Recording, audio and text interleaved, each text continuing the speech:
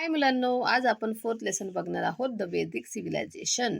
वैदिक संस्कृती काय होती हे आपण या लेसनमध्ये बघणार आहोत. तर या लेसनमध्ये आपल्याला काय काय बघायचं आहे. 4.1 मध्ये बघणार आहोत आपण द वैदिक लिटरेचर, म्हणजेच वैदिक साहित्य किंवा त्यालाच वाङ्मय असंही म्हटलं जातं.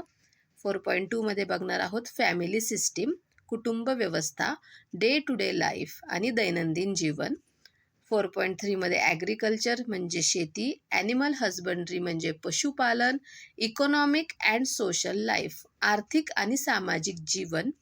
4.4 मध्ये रिलिजियस आयडियाज म्हणजे धर्माशी रिलेटेड ज्या कल्पना होत्या, धर्मकल्पना, हे आपण बघणार आहोत.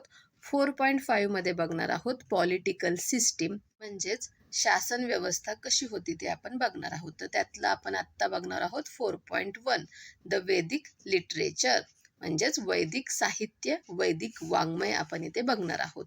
The civilization that is based on Vedic literature is known as Vedic civilisation.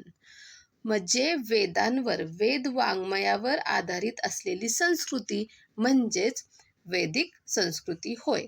The Vedas are considered to be our earliest literature. वैदिक संस्कृतीमध्ये वेद हे आपले सर्वाधिक प्राचीन साहित्य मानले जाते. The Vedas were composed by many sages or rishis. तर आता हे वेद कोणी तयार केले? तर हे जे वेद आहेत ते खूप साऱ्या ऋषींनी तयार केलेले आहेत. अनेक ऋषींनी मिळून त्याची निर्मिती केलेली आहे. Some Vedic hymns were composed by woman. तर हिम्स म्हणजे काय? तर हिम्स म्हणजे भजन. तर काही जे वैदिक भजन आहेत ते स्त्रियांनी तयार केलेले आहेत. वैदिक लिटरेचर इज इन संस्कृत. हे जे सगळं वैदिक साहित्य, वैदिक वाङ्मय आहे ते संस्कृत भाषेमध्ये आहे. Vedic literature is very rich and diverse. तर वैदिक लिटरेचर जे आहे, वैदिक साहित्य आहे, तर ते खूप समृद्ध साहित्य आहे. म्हणजे त्याच्यामध्ये सर्व काही जास्त प्रमाणामध्ये आहे. The Rigveda is considered to be the first text. आता इथं इंग्लिशमध्ये ह्याला ऋग्वेदा म्हणतात, मराठीमध्ये ऋग्वेद. तर त्यातला वैदिक संस्कृतीमधला सर्वात पहिला ग्रंथ हा ऋग्वेद मानला जातो. It is in the form of versus. Versus म्हणजे श्लोक. तो श्लोकांच्या म्हणजेच काव्य रूपामध्ये आहे. There R 4 Vedas. 4 वेद आहेत. ऋग्वेदा म्हणजेच ऋग्वेद, यजुर्वेदा म्हणजे यजुर्वेद, सामवेदा म्हणजे सामवेद अँड अथर्ववेदा म्हणजेच अथर्ववेद. द वैदिक टेक्स्ट आर नोन ॲज संहिता. जे वेदांचे जे ग्रंथ आहेत, या चारही वेदांच्या ग्रंथांना संहिता असं म्हटलं जातं. विद मीन्स टू नो. विद म्हणजे टू नो म्हणजे माहिती करून घेणे, समजून घेणे, जाणून घेणे. द टर्म वेदा डिराईव्ज फ्रॉम विद. या विदपासूनच वेद ही संज्ञा तयार झालेली आहे. It means knowledge. वेद म्हणजेच नॉलेज म्हणजेच ज्ञान. The Vedas have been preserved through the oral tradition.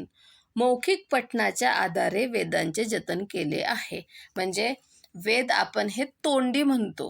तोंडी पाठांतर आहे. एका पिढीपासून दुसऱ्या पिढीपर्यंत ते तोंडी पाठांतरानेच पुरवले गेलेले आहेत. आणि अशा प्रकारे मौखिक पठणाने त्याचं जतन केलं गेलेलं आहे. The Vedas are also called as Shruti. वेदांना श्रुती असंही म्हटलं जातं. ऋग्वेद संहिता. ऋग्वेद संहिता आपण बघूयात. Each verse of the Veda is known as a richa. वेदांमधला प्रत्येक जो वर्स म्हणजे श्लोक आहे तर त्याला ऋचा म्हणजेच ऋचा असं म्हटलं जातं. So the Veda consisting of richas is called Rigveda. मग हे जे वेद आहेत ज्याच्यामध्ये ऋचा लिहिलेल्या आहेत त्यांना ऋग्वेद असं म्हटलं जातं. ऋचा means a verse compose to praise a deity. आता ही ऋचा म्हणजेच ऋचा म्हणजे काय? तर एखाद्या देवतेच्या स्तुतीसाठी तयार केला गेलेला श्लोक, त्याला ऋचा असं म्हटलं जातं. When a number of richas are put together to praise a particular deity, the poetic composition is called a sukta. आणि जेव्हा एकापेक्षा अनेक ऋचा एखाद्या देवतेच्या स्तुतीसाठी तयार केल्या जातात, स्तुती करण्यासाठी जे श्लोक तयार केले जातात, ज्या ऋचा तयार केल्या जातात, एकापेक्षा अनेक, ज्या की पद्य स्वरूपात असतात, तेव्हा त्याला सुक्त असं म्हटलं जातं. ठीक आहे. जसं एक लक्ष्मी देवता आहे, तर लक्ष्मीच्यासाठी, लक्ष्मीची स्तुती करण्यासाठी अशा प्रकारच्या ऋचा एकत्र लिहिलेल्या असतात, ऋचा लिहिलेल्या असतात, तर त्याला म्हणतात लक्ष्मी सुक्त असं म्हटलं जातं. Okay. The Rigveda consist of many suktas compose to praise different deities. मग अशा प्रकारे एकापेक्षा अनेक देवतांची स्तुतीपर जी श्लोक आहेत, ज्या ऋचा लिहिलेल्या आहेत, त्यांना एकत्रितपणे हे जे सर्व सुक्त जर आपण एकत्रित केले तर त्याला ऋग्वेद असं म्हटलं जातं. यजुर्वेदा संहिता. आता यजुर्वेद संहिता आपण बघणार आहोत. The Yajurveda contains mantras uttered during a yajna. याजना म्हणजे यज्ञ. तर यज्ञ करताना जे मंत्र म्हटले जातात ते यजुर्वेदामध्ये येतात. Yajurveda provides guidance about how and when the different mantras must be chanted during yajna rites. म्हणजे यज्ञ करताना कोणते मंत्र आणि केव्हा वेगवेगळे मंत्र म्हटले गेले पाहिजेत त्याच्याबद्दल आपल्याला मार्गदर्शन यजुर्वेदामध्ये केलेलं आहे. This text includes the verses or poetic incantations and their explanation in prose.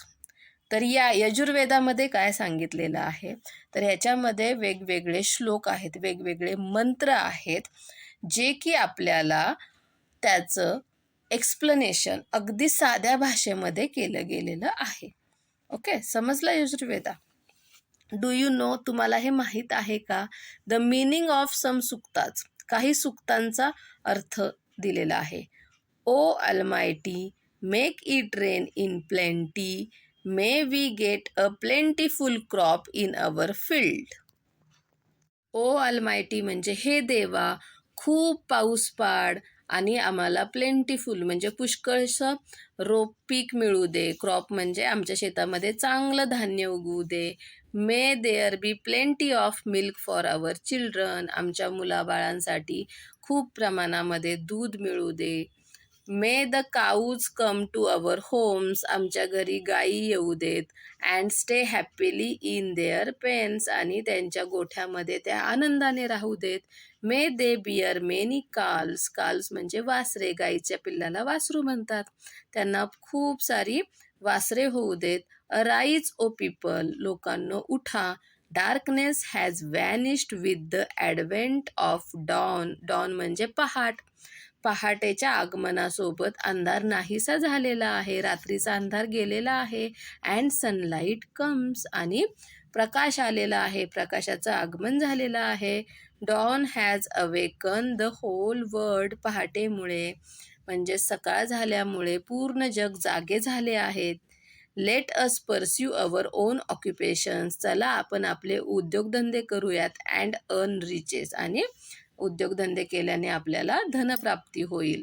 असा हा काही सुक्तांचा अर्थ इथे दिलेला आहे. सामवेदा संहिता. सामवेद संहिता आपण बघूयात. The Samaveda provides guidance on singing Rigvedic verses to a set rhythm and tune at the time of yajna rites. काही यज्ञविधींच्या वेळी तालासुरात मंत्र गायन केले जाई. ते गायन कसे करावे याचे मार्गदर्शन सामवेद संहितेत केलेले आहे. The Samaveda has contributed in a major way in laying the foundation of Indian music. भारतीय संगीताच्या निर्मितीमध्ये सामवेदाचा मोठा वाटा आहे. अथर्ववेदा संहिता. अथर्ववेद संहिता बघूयात आता. The Atharvaveda is named after Atharva rishi. Atharva ऋषींचेच नाव अथर्ववेदाच्या संहितेला देण्यात आलेले आहे.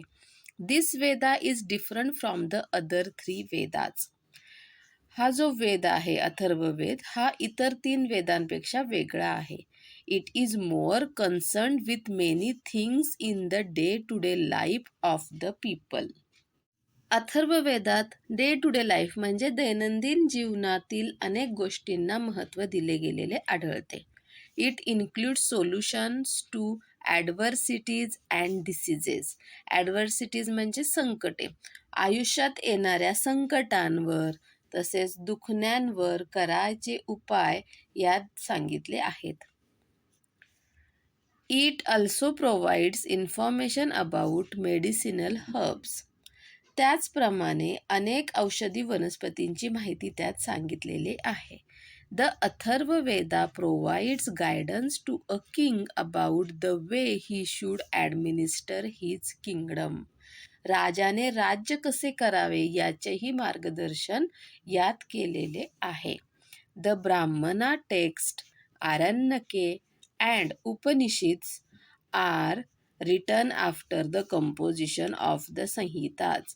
या सर्व संहिता लिहिल्यानंतर त्यांच्या रचनेनंतर ब्राह्मणा टेक्स्ट म्हणजेच ब्राह्मण ग्रंथ, आरण्यके आणि उपनिषदे यांची रचना केली गेली. They are also included in Vedic literature. या ब्राह्मण ग्रंथ, आरण्यके आणि उपनिषदे तर यांचाही समावेश या वेदिक साहित्यात किंवा वेदिक वाङ्मयामध्ये केला जातो. ब्राह्मणा टेक्स्ट, आता आपण ब्राह्मण ग्रंथ बघूयात. They were compose to provide guidance on using Vedic mantras in yajna rituals. तर यज्ञ करताना यज्ञविधींच्या वेळी जे मंत्र म्हणायचे आहेत तर त्यांच्यासाठी मार्गदर्शन करण्यासाठी हा ग्रंथ लिहिण्यात आलेला आहे. ब्राह्मण ग्रंथ असं त्याला म्हटलं जातं. Each Veda has independent text called Brahmanas. आणि प्रत्येक वेदांना त्यांचे त्यांचे स्वतंत्र ब्राह्मण ग्रंथ आहेत. अरण्यकाज म्हणजेच अरण्यके. Aranyakas consist of the reflections or thoughts expressed after meditating with deep concentration in forest or wildness. म्हणजेच अरण्यक या नावातच आहे, अरण्य म्हणजे जंगलात. तर अरण्यकाजमध्ये काय सांगितलेलं आहे तर त्यामध्ये जंगलात जाऊन शांत चित्ताने जे चिंतन केलेले असते, मेडिटेशन केलेले असते तर ते अरण्यकामध्ये येते. The Aranyakas are concern with accurate performance of yajna rites. यज्ञ करताना यज्ञविधींमध्ये कोणतीही चूक होऊ नये याची काळजी, याची खबरदारी अरण्यकांमध्ये घेतलेली आढळते. उपनिषदाज, उपनिषदे म्हणजे the term Upanishad indicates knowledge acquired by sitting at the feet of the teacher. तर उपनिषदे म्हणजे काय तर गुरुच्या चरणाजवळ बसून ज्ञान मिळवणे याला उपनिषद असं म्हटलं जातं. Human beings have always wandered about events like life and death.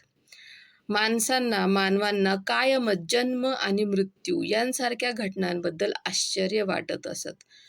It is not easy to find answers to them. आणि या जन्म कसा होतो, मृत्यू कसा होतो याबद्दल सतत प्रश्न पडलेले असतात. तर या प्रश्नांची उत्तरं शोधणं हे सोपं नाही आहे.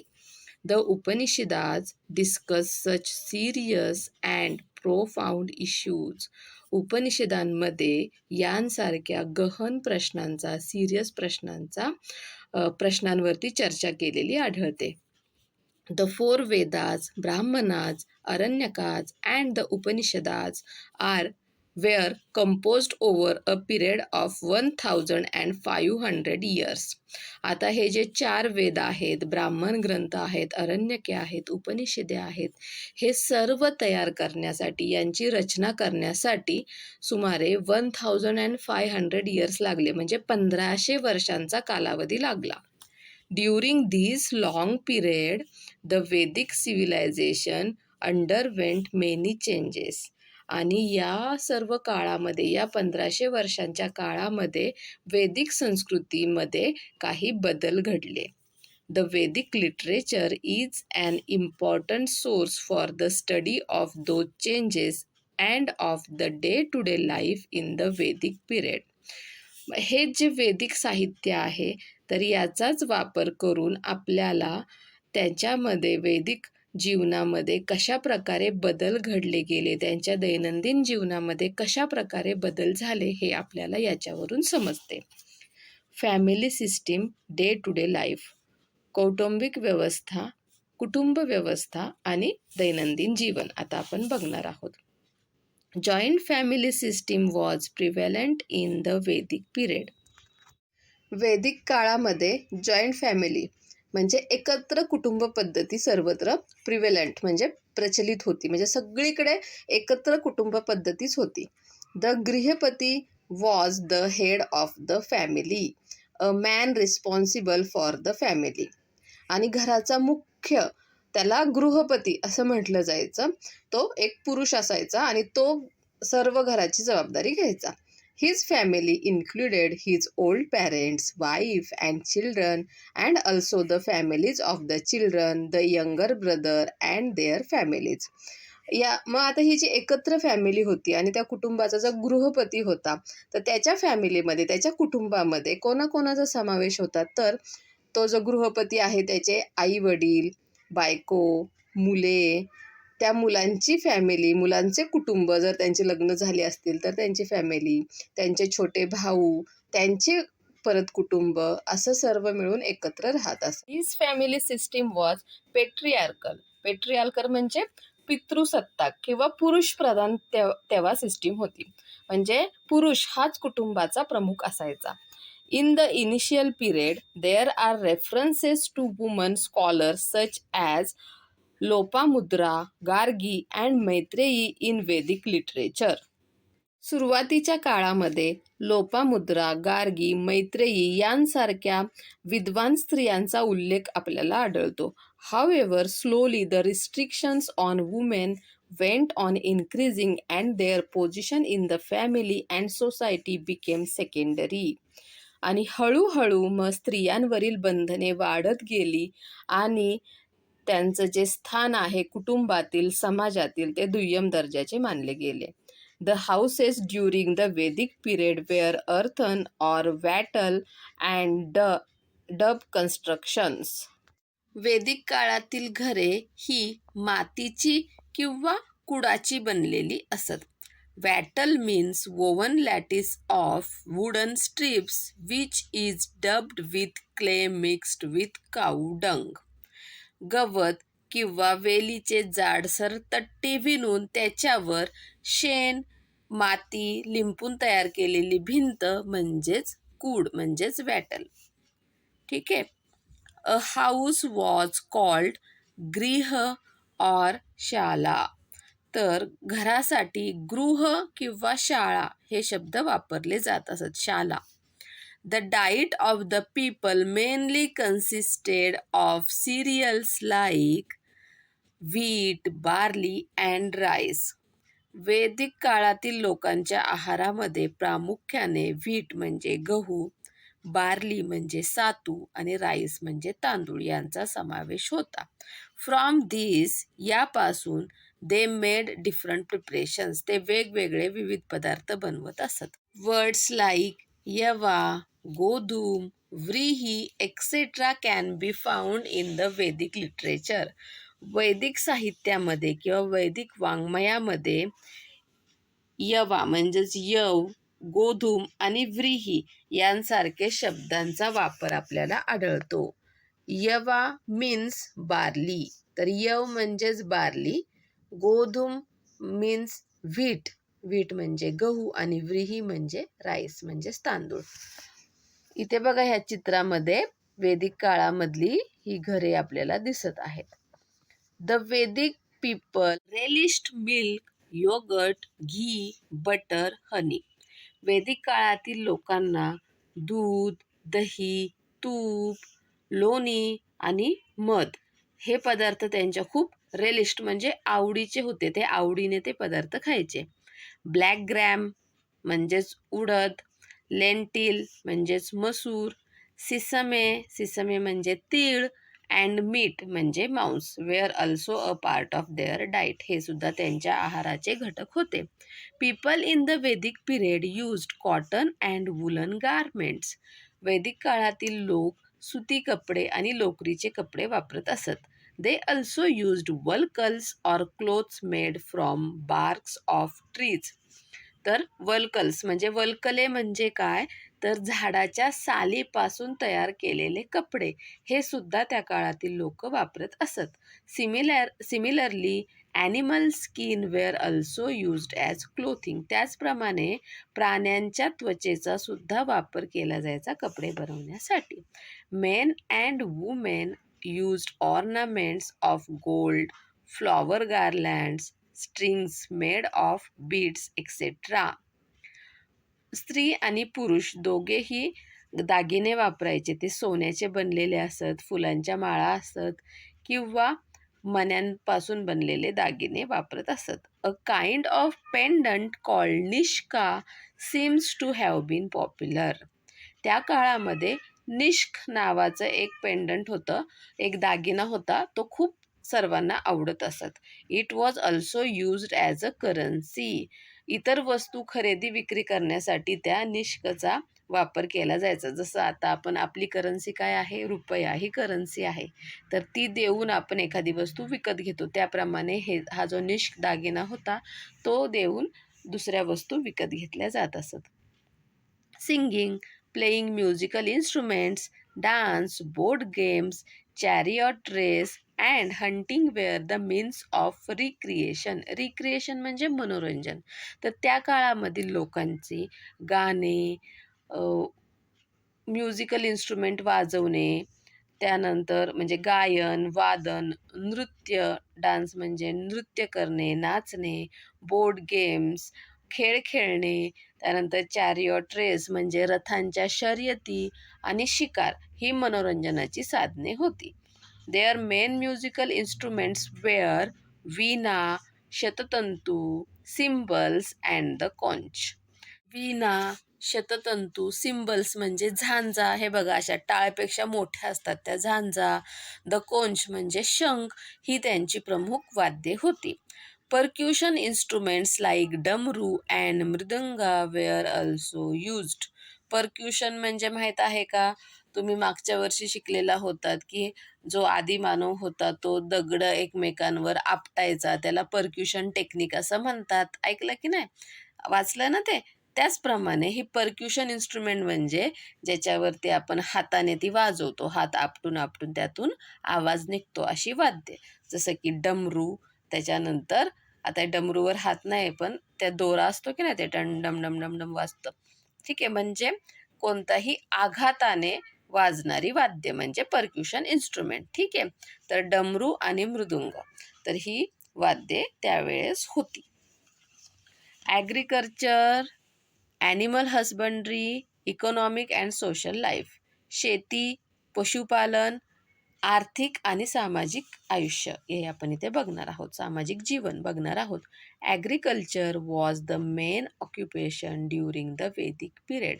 वैदिक काळामध्ये शेती हा त्यांचा प्रमुख व्यवसाय होता. Many oxen were yoke together to plough the fields. Yoked म्हणजे जुंपणे. अनेक बैल जुंपलेल्या नांगराने नांगरट केली जाई. The plough had iron plough shares. त्या नांगराला लोखंडी फाळ बसवलेला असे. The Atharvaveda considers insect, pest and other animals that destroy crops and suggest certain remedies. तर पिकांना लागणारी कीड किंवा दुसऱ्या प्राण्यांपासून पिकांना होणारा उपद्रव, त्रास, याच्यावरती सुद्धा अथर्ववेदामध्ये आपल्याला काही उपाय आढळतात. काऊडंग वॉज यूज्ड ॲज मॅन्युअर. शेण हे खत म्हणून वापरले जाई. ड्युरिंग द वैदिक period animals like horses, काऊज and dogs had special importance. वैदिक काळामध्ये घोडे, गायी आणि कुत्र्यांना विशेष महत्त्व देण्यात आले होते. Cows were used as means of exchange. गायींचा वापर हा विनिमयासाठी म्हणजेच देवाणघेवाण करण्यासाठी केला जात असत.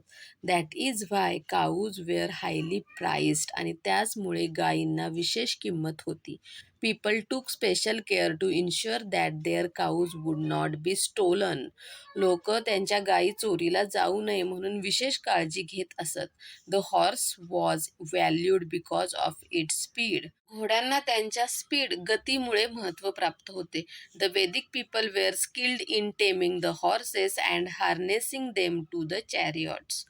तर वैदिक काळातील लोकांना घोड्यांना माणसाळवण्याची कला माहीत होती. ते पहिल्यांदा घोडे पाळायचे आणि मग त्यांना चॅरियट्स म्हणजे रथाला झुंपायचे. Chariots in the Vedic period had spoked wheels which are lighter than solid wheels. तर वैदिक काळामधले जे रथ होते तर त्यांची जी चाके होती ती स्पोक्ड व्हील्स होते, म्हणजे असे आऱ्या असलेली चाके होती, ना की सॉलिड म्हणजे अशी पूर्ण गोल भरीव चाके नव्हती. The horse drawn and spoked wheel chariots of the वैदिक period were swift and speedy. घोडे जोडलेले आणि आऱ्या असलेल्या चाकांमुळे हे जे रथ होते ते खूपच जोरात अतिशय वेगाने पळत असत. डू यू नो, तुम्हाला हे माहीत आहे का? Horse power is a unit of measuring power, the rate at which work is done by an engine. तुम्हाला माहीत आहे का, सायन्समध्ये हॉर्स पॉवर हे एक युनिट म्हणून वापरलं जातं. जसं लेंथ मीटरमध्ये मोजली जाते त्याचप्रमाणे इंजिन कोणत्या रेटने काम करते त्या इंजिनची जी ताकद आहे ती हॉर्स पॉवरमध्ये काउंट केली जाते, मोजली जाते. In this period, apart from agriculture and animal husbandry, several other occupations had also flourished. याच काळामध्ये शेती आणि पशुपालनाशिवाय इतर व्यवसायसुद्धा उदयाला आले. Artisans and people practicing various occupations were an important part of the social system. Artisans म्हणजे कारागीर, कोणती तरी कला असणारे, आणि पीपल प्रॅक्टिसिंग वेरियस ऑक्युपेशन्स म्हणजे व्यावसायिक. तर कारागीर आणि व्यावसायिक यांचा हे समाज व्यवस्थेचे महत्त्वाचे घटक होते.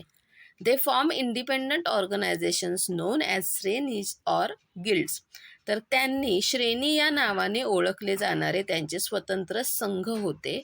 The head of the guild was known as shreshthi, आणि या श्रेणीचे जे प्रमुख होते त्या प्रमुखाला श्रेष्ठी असे म्हणत असत. However, slowly the status of skilled artisans become secondary.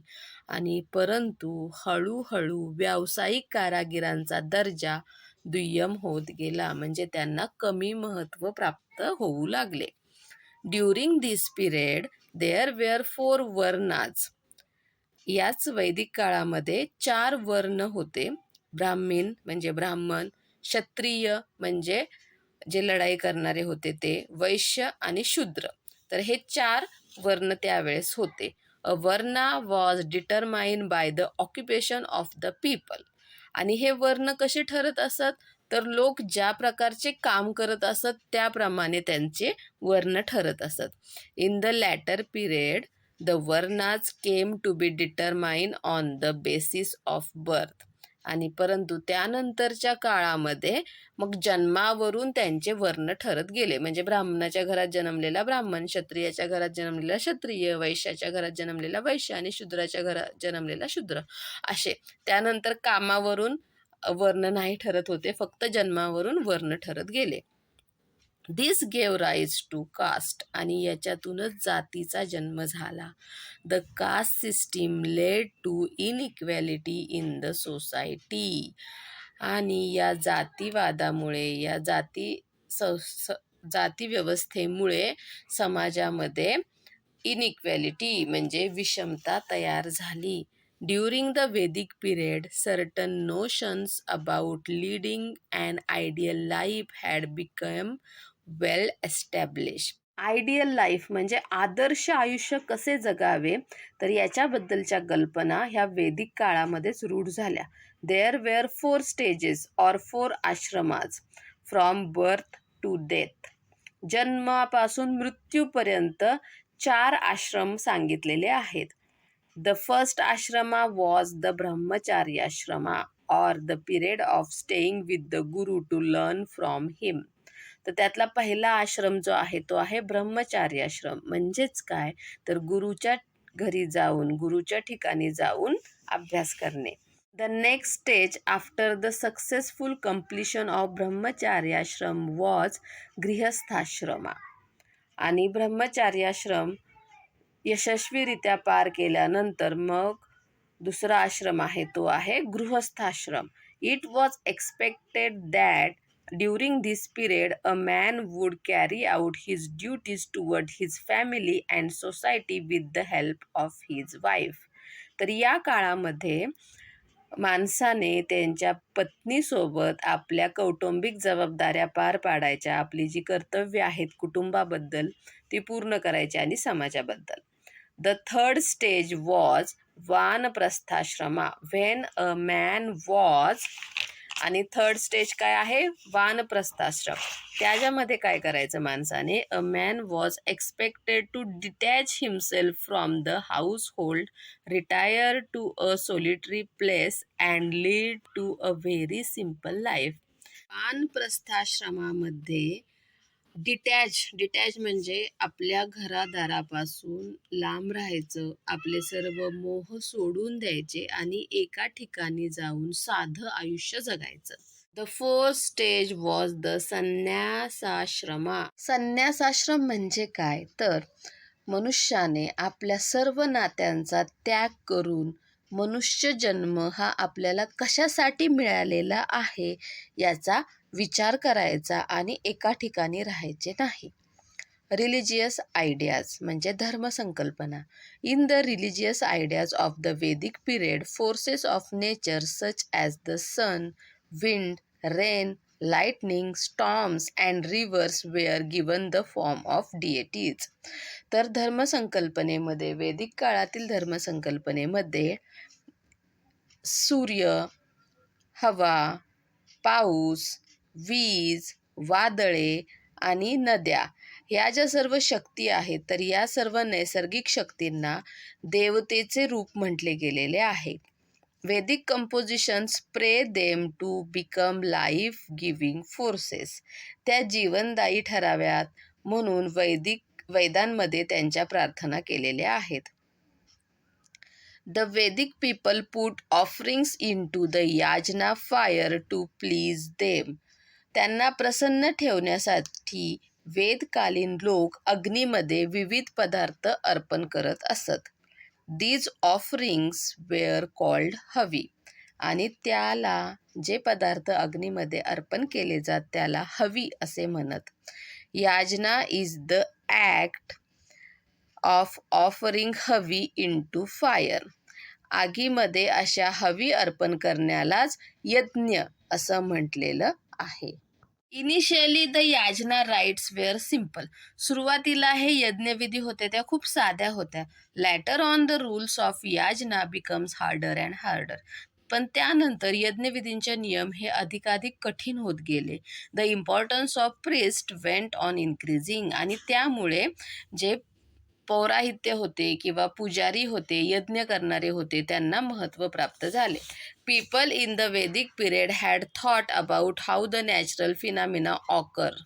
वेदिक काळातील लोकांनी सृष्टीचा व्यवहार कसा चालतो हेही त्यांना माहीत झाले होते. Summer is followed by the rainy season and the rainy season by winter. उन्हाळ्यानंतर पावसाळा येतो, पावसाळ्यानंतर हिवाळा येतो, हेही त्यांना माहीत होते. This is a regular cycle in nature. आणि हे एक नियमित निसर्ग चक्र होते, सृष्टीचक्र होते. The cycle in nature and the life cycle that moved with it were term by the Vedic people as rita. सृष्टीचक्र आणि त्याच गतीने फिरणारे जीवनचक्र याला वेदकालीन लोकांनी ऋत असे नाव दिले. The life of all living beings is a part of the cycle in nature. प्राणीमात्रांचे जीवन हाही सृष्टीचक्राचाच भाग आहे. Disturbance in the cycle of nature leads to calamities. आणि या सृष्टीचक्रामध्ये जर बिघाड झाला तर कॅलमिटीज म्हणजेच संकटे येतात. Everyone should be careful not to let it happen. आणि असे होऊ नये म्हणून प्रत्येकाने काळजी घेतली पाहिजे. Nobody should break the laws of nature. निसर्गाचे नियम कुणीही मोडले नाही पाहिजेत. It was believed that following these rules was to follow dharma. आणि असा आहे की जो या निसर्गाचे नियम पाळेल तोच आपला धर्म व्यवस्थित पाळेल असं म्हटलं गेलेलं आहे. Let's discuss. चला चर्चा करूया. What could be the causes that upset the cycle of nature. सृष्टीचक्रामध्ये बिघाड होण्याची काय कारणे आहेत.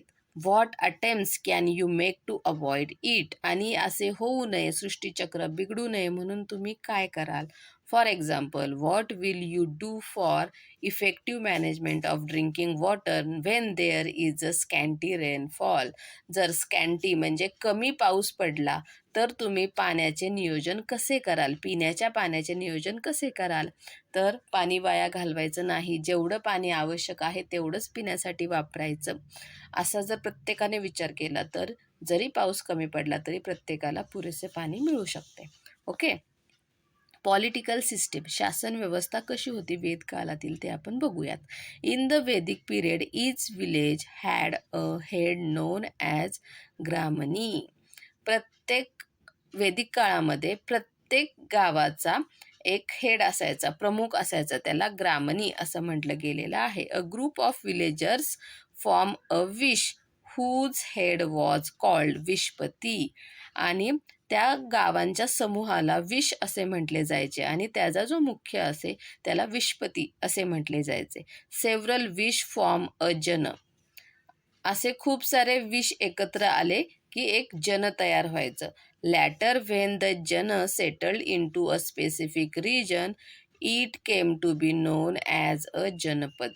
आणि हे जे जन आहे म्हणजे खूप सारे विश एकत्र झाल्यानंतर जन तयार झाले आणि हे जन एका ठराविक जागी जर सेटल झाले, स्थिरावले तर त्याला जनपद असे म्हटले जात असत. The head of the jana was known as a nripa or raja, king. आणि या जनांचा जो मुख्य आहे त्याला नृप किंवा राजा असं म्हटलं जात असेल. The main duties of the king were to protect the people, collect taxes and run the administration efficiently. आता या राजाची कामे काय होती तर ती त्यांच्या लोकांचे संरक्षण करायचे, कर वसुली करायची आणि राज्यकारभार व्यवस्थितपणे सुरळीतपणे चालवायचा. In order to run the administration smoothly, the king appointed various officers. राज्यकारभार व्यवस्थितपणे सुरळीतपणे चालण्यासाठी राजाने काही अधिकारी नेमलेले होते. द पुरोहित म्हणजेच priest and the senapati of the army were officers of special importance. त्यापैकी पुरोहित आणि सेनापती यांना विशेष महत्त्व होते. The officer who collected the taxes were known as bhagadugh. Bhag means share. जे अधिकारी कर वसुली करायचे, कर गोळा करायचे त्यांना भागदूत असे म्हटले जायचे. भाग म्हणजेच त्याचा शेअर म्हणजेच कर. The person who collected the Kings share of the produce of a जन वॉज कॉल्ड भागदूत. आणि राजाचा जो माणूस जो की जनांकडून लोकांकडून कर गोळा करत असत त्याला भागदूक असं म्हटले जात असत. There were 4 institutions who guided the king. Sabha, samiti, विधत and जन. तर 4 अशा संस्था होत्या ज्या की राजाला मार्गदर्शन करत असत. त्या आहेत सभा, समिती, विधत आणि jana. The people of the state participated in their working. यामध्ये राजातील लोक सुद्धा सहभागी होत असत. Women too participated in the working of sabha and vidatha. Sabha आणि विदत याच्या कामकाजामध्ये महिलांचा सुद्धा सहभाग असत. The sabha consisted of senior citizens of the state whereas the samiti was a general body of the people. राज्यातील ज्येष्ठ व्यक्तींच्या मंडळास सभा असे म्हणत तर लोकांच्या सर्वसाधारण बैठकीस समिती असे म्हणत. Later on in the Vaidik thought smriti and puranas were composed. पुढे वैदिक विचार प्रवाहात स्मृती आणि पुराण नावाचे वाङ्मय निर्माण झाले. After a period of time, the religious stream based on the Vedas, Smritis, Puranas and local traditions came to be known as Hinduism. त्यानंतर वेद, स्मृती, पुराणे, स्थानिक लोकधारणा इत्यादींवर आधारलेला धार्मिक प्रवाह कालांतराने हिंदू या नावाने ओळखला जाऊ लागला. Along with the Vedic stream, there were other religious trends which took a different position from the Vedic one regarding yajna rites and the Varna system. प्राचीन भारतात यज्ञविधी आणि वर्णव्यवस्था यांच्या बाबतीत वैदिक प्रवाहापेक्षा वेगळी भूमिका घेणारे धार्मिक प्रवाह अस्तित्वात होते. We will learn more about them in the next chapter.